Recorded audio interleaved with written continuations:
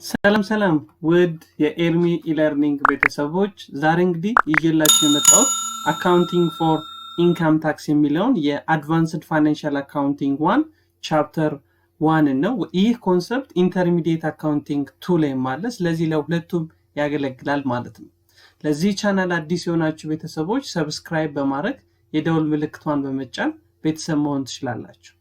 ኦኬ በዚህ ቻፕተር እንግዲህ ከቨር የምናደርጋቸው ለርኒንግ ኦብጀክቲቮቻችን እነዚህ ናቸው። ስለዚህ አንድ ባንድ እንሄድባቸዋለን ማለት ነው። ኦኬ ፈርስት ኦፍ ኦል ኢንካም ታክስ ማለት ምን ማለት ነው? ኢንካም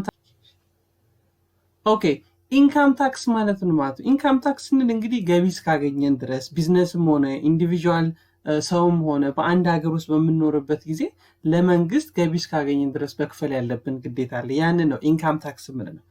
ለምንድነው የሚያገለግለው? የተለያዩ ፐብሊክ ሰርቪሶችን ለመስጠት፣ የተለያዩ ፐብሊክ ኢንፍራስትራክቸሮችን፣ የህዝብ አገልግሎቶችን መንግስት እንዲሰጥ፣ ደሞዝም እንዲከፍል ከህዝቡ ከቢዝነስ ተቋማት ኢንካም ታክስ ይሰበስባል። ነገር ግን ኮርፖሬሽኖች ወይም የቢዝነስ ኢንቲቲዎች ሪፖርት በሚያዘጋጁበት ጊዜ ሁለት ጋይድላይን ይጠቀማሉ። አንድ አይኤፍአርኤስ የምንለው ዋናው ለቢዝነስ ናቸው የሚጠቀሙበት ለክሬዲተራቸውና ለኢንቨስተሮቻቸው የሚያዘጋጁት ፋይናንሻል ስቴትመንት ላይ በአይኤፍአርኤስ መሰረት ያዘጋጃሉ። ሁለት ደግሞ በሀገራቸው ባለው የታክስ ህግ መሰረት ታክስ ሬጉሌሽን መሰረት ያዘጋጃሉ። ስለዚህ ካምፓኒስ መስት ፋይል ኢንካም ታክስ ሪተርን ፎሎዊንግ ዘ ጋይድላይን ዴቨሎፕድ ባይ አፕሮፕሪየት ታክስ አውቶሪቲ ዊዝን ዴር ኔሽን ማለት በየሀገራቸው። ስለዚህ በዚህ መካከል ምን ይፈጠራል ማለት ነው? ልዩነት ይፈጠራል። በአይኤፍአርኤስ መሰረት ስናዘጋጀው ኢንካም ታክሱን ኢንካም ታክስ ኤክስፔንስ እንለዋለን። ለታክስ ፐርፐዝ የሚዘጋጀው ደግሞ ምን ይባላል? ኢንካም ታክስ ፔብል እንለዋለን። ስለዚህ በሁለቱ መካከል ያለውን ነው የምናየው ማለት ነው። ስለዚህ ፋይናንሻል ስቴትመንታችን ዌዘር በአይኤፍአርኤስ መሰረት ለክሬዲተር እና ለኢንቨስተሮቻችን እናዘጋጃለን። ለሚመለከተው ለታክስ ሪተርን ደግሞ ለምሳሌ ለገቢዎች ሊሆን ይችላል። ኢንተርናል ሬቬኑ ሰርቪስ ምንለው በውጪዎች ደግሞ ለነሱ ታክስ እናዘጋጅ። ነገር ግን በአይኤፍአርኤስ መሰረት የሚዘጋጀው ፕሪ ፋይናንሻል ኢንካማችን ከምኑ ጋር እኩል አይሆንም? ከታክሰብል ለታክስ ፐርፐስ ከምናዘጋጀው ስቴትመንት ጋር እኩል አይሆንም። ዘይም በአይኤፍአርኤስ የምናገኘው ኢንካም ታክስ ሰርተን ሁሉ ነገር ቀናንሰን ኢቢአይቲ ከደረስን በኋላ ታክስን ካልኩሌት እናደርጋለን በታክስ ፐርሰንቱ አባስተን ያቺ የምናገኛት ፋይናንሻል ስቴትመንት ላይ ኢንካም ስቴትመንት ላይ የምናስቀምጣት ኢንካም ታክስ ለታክስ ፐርፐስ ከምናዘጋጀው ኢንካም ታክስ ፔብል ጋር እኩል አይሆንም። ለምን? ብዙ ምክንያቶች አሉ እናያለን። ነገር ግን በህጉ ምክንያቱ በአይኤፍአርኤስ መሰረት ስናዘጋጅ ሪኮግናይዝ የምናደርገው የማናደርገው ኤክስፔንስ ሪከርድ የሚደረግ የማይደረግ ሊያቢሊቲ ሪከርድ የሚደረግ የማይደረግ ታክስ ጋር ስንመጣ ግን የማይሰራው ታክስ ደግሞ በራሱ ሪቬኑ እንዴት ሪኮግናይዝ ይደረጋል፣ ካሽ እንዴት ሪኮግናይዝ ይደረጋል የሚል ይለያያል። በዚህ ምክንያት ምን ይፈጠራል ማለት ልዩነት ይፈጠራል። ለምሳሌ ለፋይናንሻል ስቴትመንት ፐርፐዝ የምንጠቀምበት የአካውንቲንግ ቤዝ አክሩዋል ቤዝ ሲሆን ለታክስ ፐርፐዝ ግን የምንጠቀምበት ሞዲፋይድ አክሩዋል ቤዝ ነው። ስለዚህ ሞዲፋይድ ካሽ ቤዝ ነው የምንጠቀመው። ስለዚህ በዚህ ምክንያት ልዩነት ይፈጠራል ማለት ነው። ስለዚህ ፋይናንሻል ስቴትመንት ላይ የምናስቀምጠው ኢንካም ታክስ ብለን ፋይናንሻል ስቴትመንት ላይ ኢንካም ስቴትመንት ላይ የምናስቀምጣት ኢንካም ታክስ ኢዝ ኢኳልስ የምናገኛት እንዴት ነው? ለታክስ ፐርፐዝ የምናዘጋጀው ኢንካም ታክስ ኤክስፔንስ ወይም ከረንት ታክስ ኤክስፔንስ ወይም ኢንካም ታክስ ፔብል የምንለው ለገቢዎች የምናዘጋጃታለች ሲደመር ዲፈርድ ታክስ ኤክስፔንስ የምንላቸው ካለፈ ዓመት ወደዚህ የመጣ ወይም ከዚህኛው ዓመት ወደዛኛው ዲፈርድ የሚያደርግ ኤክስፔንሶች አሉ። ምንድናቸው የሚለውን እናያለን። ነገር ግን ለገቢዎች የምንልከው የታክስ አማውንትና የዲፈርድ ታክስ ኤክስፔንሱ የሁለቱ ሲደመር ማንን ይሰጠናል ማለት ነው? ፋይናንሻል ስቴትመንት ላይ የምናስቀምጣትን የኢንካም ታክስ ኤክስፔንስ ይሰጠናል። ስለዚህ ይህ በምን ምክንያት የመጣው? በአይኤፍአርኤስ ህግና ለታክስ ፐርፐዝ በምናዘጋጀው የታክስ ህጉ ምክንያት ማለት ነው። ኦኬ እስቲ ለምሳሌ እንየው። ቼልሲ ኢንክ ሪፖርት ሪቬኑ 130,000 and expense 60,000 for each it is first 3 years of operation። ስለዚህ በመጀመሪያዎቹ ስራ በጀመረበት 3 ዓመታት ሪቬኑን 130,000 ኤክስፔንስን 60,000 ብሎ ለሶስቱም ዓመት ተመሳሳይ ሪፖርት አድርጓል። ነገር ግን for a tax purpose ግን የተዘጋጀው ስቴትመንት ላይ ቼልሲ ሪፖርት the same tax expense ይላል። ለታክስ ፐርፐዝ ለተዘጋጀው ስቴትመንት ላይ ግን ኤክስፔንሱ 60 ሺህ ተመሳሳይ ነው። ነገር ግን ሪቬኑ ቼልሲ ሪፖርት ታክሰብል ሪቬኑ ፎር ታክስ ፐርፐዝ በመጀመሪያው ዓመት 100 ሺህ፣ በሁለተኛው ዓመት 150 ሺህ፣ በሶስተኛው ዓመት 140 ሺህ ነው። ስለዚህ there is a difference between taxable revenue and which is revenue for IFRS ማለት ነው። then tax rate ምን ያክል ነው? 40% ተሰጥቷል። የተጠየቅነው ምንድነው? what is the effects of account for reporting different amount of revenue under IFRS and under tax ማለት ለታክስ ፐርፐዝ በተዘጋጀው ስቴትመንት ላይ የቀረበው ሪቬኑ እና ለአይኤፍአርኤስ ፐርፐዝ በተዘጋጀው ላይ የቀረበው ሪቬኑ ይለያል። በሁለቱ ምክንያት የሚፈጠረው ኢንካም ታክስ ላይ የሚፈጠረውን ኢፌክት አሳዩን የተባለው። ኦኬ ስለዚህ ምንድነው የምናደርገው? በአይኤፍአርኤስ መሰረት ከሆነ ተመሳሳይ ነው። ሶስቱንም ዓመት 150 ሺህ ነው ሪቬኑ፣ ኤክስፔንሱ 60 ሺህ ነው። ስለዚህ ፕሪ-ታክስ ፋይናንሻል ኢንካማችን ስንት ይሆናል ማለት ነው? 70 ሺህ ይሆናል። ታክስ 40% ስንቆርጥበት በየአመቱ ለ3 ዓመት 28 ሺህ እንከፍላለን። ዜን እዚህ ጋር ቶታል ነው ወደ ጎን ደምረን this one for IFRS purpose but when you come to tax purpose ኤክስፔንሱ 60 ሺህ ተመሳሳይ ነው ተሰጥቶናል። ሪቬኑ ግን ይለያያል። ለምን ይለያያል? ለምሳሌ ለአይኤፍአርኤስ ፐርፐዝ የተጠቀምነው ካሽ ቤዝ ነው። ለዚህኛው ግን ሌላ ተጠቅመናል። እንዳልኳችሁ ቅድም ሞዲፋይድ ካሽ ቤዝ ተጠቅመናል። ስለዚህ ለምሳሌ እዚህ ጋር ሪሲቨብል ሪኮግናይዝ እናደርጋለን። በአይኤፍአርኤስ ከሆነ ሪሲቨብል ልክ እቃ በዱቤስ የምንሸጥ ከሆነ ሪሲቨብል ዴቢት እናደርጋለን፣ ሪቬኑ ክሬዲት እናደርጋለን። ስለዚህ ሪቬኑ ካለ ኢንካም ታክስን አፌክት ያደርገዋል ማለት ነው። በታክስ ህግ ግን እንደዚህ አይነት ብሎ ነገር የለም። ሪቬኑ የምንለው በካሽ የተቀበልነው ነው። ስለዚህ በዚህ ምክንያት በሁለቱ መካከል ያለው የሪቬኑ መጠን ተለያይቷል። የመጀመሪያው ዓመት 100 ሺህ ነው፣ 150 ሺህ፣ 140 ሺህ። ዜን ታክሰብል ኢንካማቸውም ተለያይቷል። ታክሰብል ኢንካማቸውም 40 ሺህ፣ 90 ሺህ እና 80 ሺህ ነው። ዜን በ40% ስናባዛው 60 ሺህ፣ 36 ሺህ እና ስንት ሆነ? 32 ሺህ ሆነ። ስለዚህ there is the difference between the income tax expense and the income tax payable ማለት always income tax payable የሚለው ኢንዲኬት የሚያደርግልን ለኢንካም ለገቢዎች የተዘጋጀው ነው። ኢንካም ታክስ ኤክስፔንስ ብለን ደግሞ ስንል ለፋይናንሻል ሪፖርት ፐርፐስ የተዘጋጀው ነው። ስለዚህ በሁለቱ መካከል ምን አለ ማለት ነው? ልዩነት አለ። ይሄ ልዩነት በምንድን ነው የመጣው? ሪቬኑ ሪኮግኒሽናቸው በመለያየቱ ምክንያት ነው ማለት ነው። ኦኬ ልዩነቱን እናውጣ እስቲ። የመጀመሪያው 28 ሺህ ነው። በአይኤፍአርኤስ ቤዝ ከሆነ ለሶስቱም ተመሳሳይ 28 ሺህ ነው። 28 ሺህ ነው። ለታክስ ፐርፐስ ግን የተዘጋጀው ላይ 16 ሺህ ኢንካም ታክሱ ማለት ኢንካም ታክስ ፔብሉ 36 ሺህ እና 32 ሺህ። ስለዚህ የመጀመሪያውን አመት ልዩነት እናውጣ። ለአይኤፍአርኤስ ፐርፐስ ኢንተረስት ኤክስፔንሳችን ወይም ለሪፖርቲንግ ፐርፐስ ኢንካም ታክስ ኤክስፔንሳችን 28 ሺህ ነው ብለናል። ለገቢዎች የሚላከው ዶክመንት ላይ ግን 16 ሺህ ነው ብለናል። ስለዚህ በሁለቱ መካከል ምን አለ ማለት ልዩነት ያለ። ያቺ ልዩነት ስንት ነች? 12 ሺህ ትባላለች። ስለዚህ ምን ማለት ነው?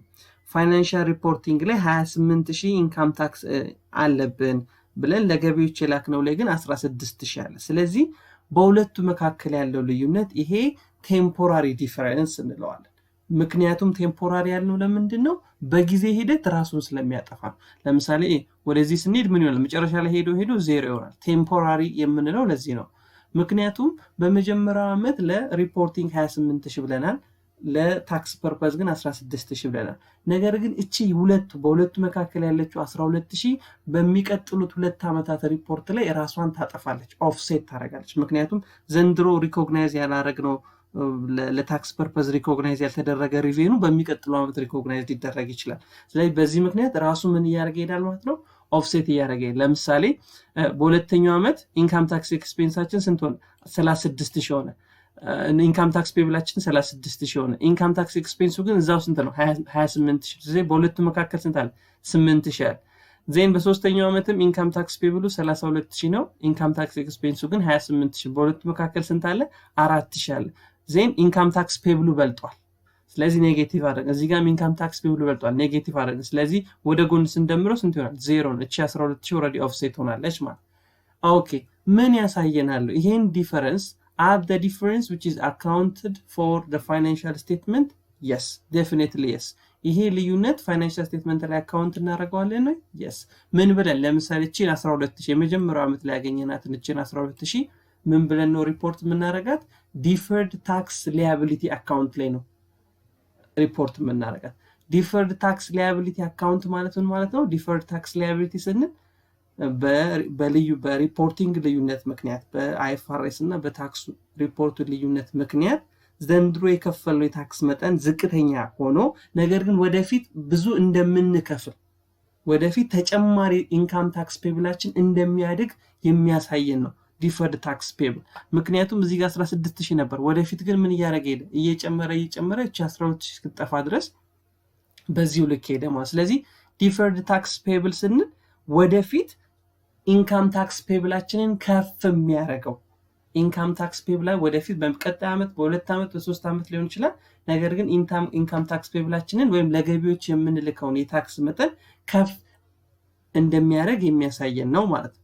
ዜን በሁለተኛው ዓመት ግን ቀነስ ነው፣ ሬዲዩስ አደረግ ነው። ለምን? ኔጌቲቭ ሆኗል። እቺ 12000 ኦልሬዲ እየጠፋች ነው። ከ12000 8000 አጠፋን። ዜን ሶስተኛው ዓመት ላይም አሁንም አወርድ ነው በ4000። ዜን አት ዘ ኤንድ ኦፍ 3 ይር ምን ይሆናል ማለት ነው? ይሄ 12000 ኢንካም ታክስ ዲፈርድ ታክስ ፔብሉ ዜሮ ይሆናል ማለት ነው። ኦኬ ስለዚህ አሁን ፊውቸር ታክስ ፔብል እና ፊውቸር ዲዳክተብል አማውንትን ልናይ ነው። ስለዚህ በዚህ በሁለቱ መካከል ያለው ልዩነት በአይኤፍአርኤስ ፐርፐዝ በተዘጋጀው እና በታክስ ፐርፐዝ በተዘጋጀው ፋይናንሻል ስቴትመንት መካከል ልዩነቱ ራሱን የሚያጠፋ ከሆነ ቴምፖራሪ ዲፈረንስ እንለዋለን። the difference between tax base of asset liability and it is report or care value of amount which is in the financial statement which resulted in a taxable amount or deductible amount ነው። ስለዚህ በሁለቱ መካከል ለታክስ ፐርፐዝ በተዘጋጀው የአሴት የሊያቢሊቲ ወይ የኢንካም እና ለፋይናንሻል ስቴትመንት በተዘጋጀው ሪፖርት ላይ የአሴት የሊያቢሊቲ እና የኢንካም ልዩነት ምክንያት የሚፈጠር ከሆነ ቴምፖራሪ ዲፈረንስ እንለዋለን። ይህ ቴምፖራሪ ዲፈረንስ ግን ታክሰብል አማውንት ሊሆን ይችላል፣ ዲዳክተብል አማውንት ሊሆን ይችላል። ታክሰብል አማውንት የምንለው ቅድም ወደፊት ምን የምናደርገው አሁን ለገቢዎች ትንሽ ልከናል፣ ወደፊት ግን ምን እያደረገ መሄድ ታክስ አማውንቱ እየጨመረ መሄድ ከሆነ ፊውቸር ታክሰብል አማውንት እንለዋለን። ምን ይባላል እሱ? ዲፈርድ ታክስ ፔብል እንለዋለን። ሶ ዲፈርድ ታክስ ፔብል ምን ያሳየናል? ኢት ሪፕሬዘንት ዘ ኢንክሪዝ እዚህ ጋር ኢት ሪፕሬዘንት ዘ ኢንክሪዝ ታክስ ፔብል ኢን ዘ ፊውቸር ይር፣ ወደፊት ታክስ ፔብሉ እንደሚጨምር ያሳየናል ዲፈርድ ታክስ ፔብሉ። ዜን ዲፈርድ ዲዳክተብል አማውንት ግን ከሆነ ምን ማለት ነው? አሁን በልዩነቱ ምክንያት አሁን ብዙ ታክስ ለገቢዎች ልከናል። ፋይናንሻል ስቴትመንት ላይ የጻፍነው ኢንካም ታክስ ትንሽ ሆኖ ለገቢዎች የላክነው የታክስ መጠን ግን ከፍተኛ ከሆነ ወደፊት ተመላሽ ይኖረናል፣ ወይም ወደፊት ከምንከፍለው የታክስ መጠን ላይ ተቀናሽ አለን ማለት ነው። ያንን ደግሞ ምንድን ነው የሚያሳየን? ዲፈርድ ታክስ አሴት እንለው። ኢት ሪፕሬዘንት ኢንክሪዚንግ ታክስ ሪፈንድ ኦር ሴቭ፣ ወደፊት የኛ የምንከፍለው የታክስ መጠን ሴቭ ያደርግልናል፣ ወይም ተመላሽ አማውንት ወደፊት እንደሚኖረን ያሳየናል ማለት ነው። ኦኬ ስለዚህ ቴምፖራሪ ዲፈረንስ በምን ምክንያት ነው የሚመጣው ማለት ነው? ኬሪንግ አማውንት የምንለው ለፋይናንሻል ስቴትመንት ላይ በአይኤፍአርኤስ መሰረት የምናዘጋጀው ፋይናንሻል ስቴትመንት ላይ የተመዘገበ ዋጋ የአሴት ይሁን የሊያቢሊቲ ይሁን የኢንካም፣ ዜን ተመሳሳይ ለታክስ ፐርፐዝ ተብሎ በተዘጋጀ ሪፖርት ላይ ያለ የአሴቱ ወይም የሊያቢሊቲ ወይም የኢንካሙ ቫልዩ በሁለቱ መካከል ያለው ልዩነት ነው ቴምፖራሪ ዲፈረንስ የምንለው። ለምንድነው ቴምፖራሪ ዲፈረንስ የምንለው? ትሩ ታይም ራሱን እያጠፋ ስለሚሄድ። ነገር ግን አንዳንድ ጊዜ ፐርማነንት ዲፈረንስ ይፈጠራል። እኚህ ፐርማነንት ዲፈረንስ ግን the difference between income tax and financial report of revenue expense and other item will not be reversed in the future። ወደፊት ሪቨርስድ የማይሆነው አንድ ጊዜ ተፈጥሮ ለምሳሌ አንድ ድርጅት ብንቀጣው ቢቀጣ ያ የተቀጣው ቅጣት ኤክስፔንስ ብሎ ፋይናንሻል ሪፖርት ላይ ማስቀመጥ ይችላል። ነገር ግን ለታክስ ፐርፐዝ ግን ያንን ማስቀመጥ አይችልም። ስለዚህ በሁለቱ መካከል ልዩነት ተፈጠረ። ይህ ልዩነት ግን ፐርማነንት ዲፈረንስ ነው፣ አይታረቅም። ራሱን ምን ያህል ማለት ነው ኦፍሴት አያደርግም።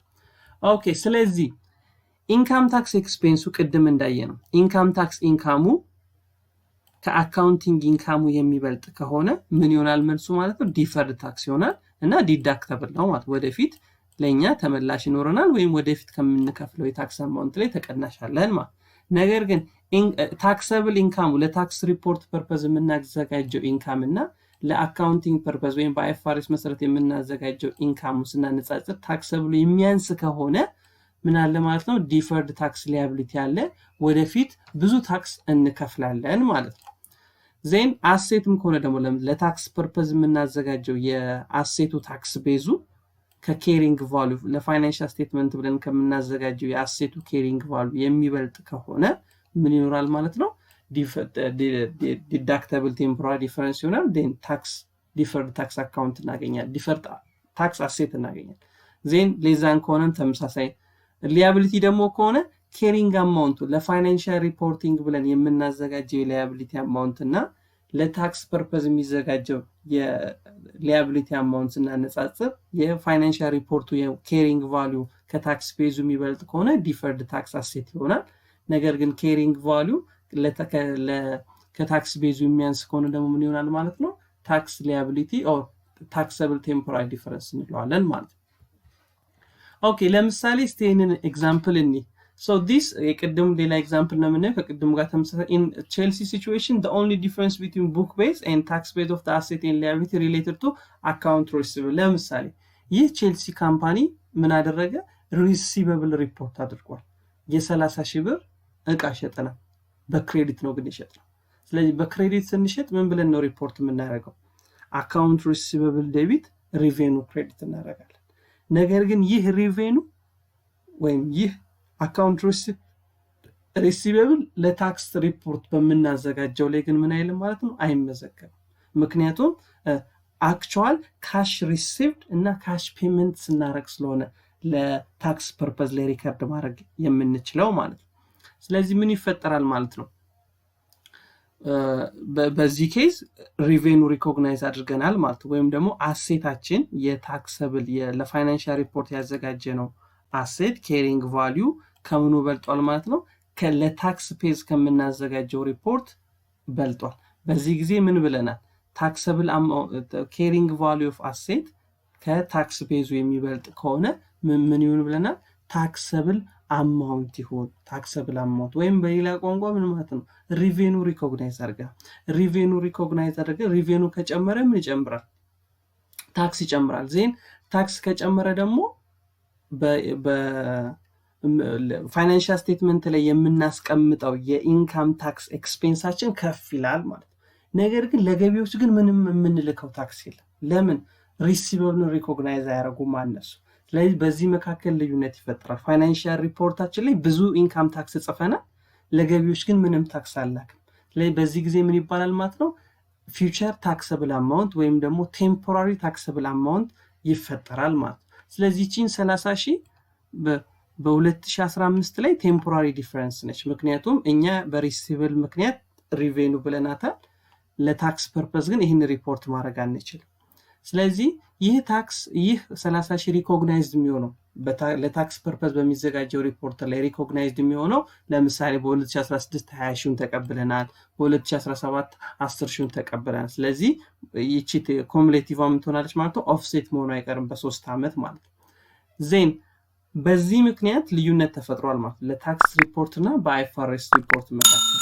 ዜን አሁን ብዙ ታክስ ከፍለናል ለገቢዎች ምንም የላክነው ነገር የለም በዚህ ጊዜ ታክሰብል ከሆነ ምን ይፈጠራል ማለት ነው ታክሰብል ከሆነ ዲፈርድ ታክስ ሊያቢሊቲ ይፈጠራል ዲፈርድ ታክስ ሊያቢሊቲ እንዴት ነው የምናገኘው ቴምፖራሪ ዲፈረንሷን በታክስ ሬቱ ማባዛት 30 ሺህ ሲባዛ በሆነ በተሰጠ ታክስ ፐርሰንት ሬት ማለት ኦኬ ወይም ደግሞ እንዲህ ብለን በቀላሉ ዲፈርድ ታክስ ሊያቢሊቲ ሪፕሬዘንት the increasing taxable payable in the future year as the result of taxable temporary difference existed at the end of the year ነው ለምሳሌ ቅድም ያየነውን ኤግዛምፕል ብናይ በሁለቱ መካከል ያለው እስቲ ታክሰብል አማውንቱ ኢንካም ታክስ ፔብሉ ስንት ነው እዚህ ጋር 16000 ነው ኢንካም ታክስ ኤክስፔንሱ ግን ስንት ነው 28000 ስለዚህ አይፋርኤስ ሪፖርት ላይ የቀረበው የኢንካም ወይም ኢንካም ስቴትመንት ላይ ያቀረብነው የኢንካም ታክስ አማውንት 28000 ነው ለገቢዎች የላክነው ግን 16000 ነው ስለዚህ የቱ በልጧል ማለት ነው